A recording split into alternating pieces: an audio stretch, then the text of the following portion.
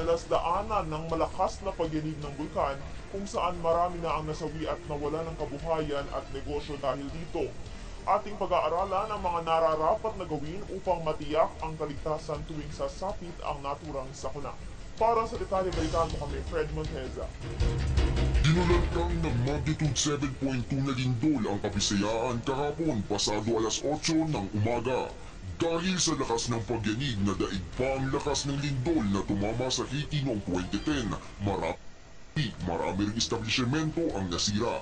Sa mga ganitong uri ng sakuna, kahit sino ay hindi makatatakas, kaya mabuti nang alam natin ang mga dapat gawin kapag may lindol. Base sa guide na inilabas ng Philippine Institute of Volcanology and Seismology, narito ang mga dapat nating tandaan tuwing may lindol. Manatiling kalmado o payapa. Kung ikaw ay nasa loob ng isang matibay na gusali o bahay, manatili lamang sa loob nito. Agad na magtago sa ilalim ng matibay na mesa at protektahan ng ulo ng iyong kamay.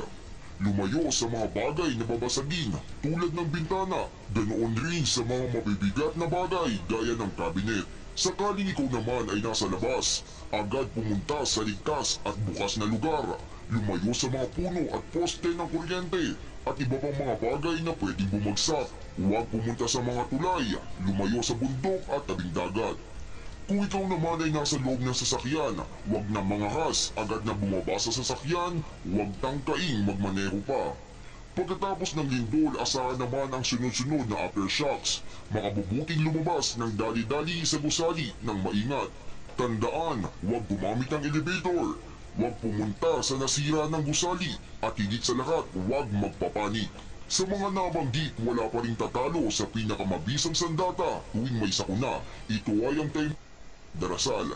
Hindi na bago sa Pilipinas ang mga sakunang gaya ng naganap sa Bohol. Matatandaan, daan-daan ang nasawi sa tinaguriang 1990 Luzon earthquake. Kaya naman katilinuhan ng alam natin ang mga dapat gawin kapag may lindol. Para sa Telebisyon ng Bayan, Fred Monteza.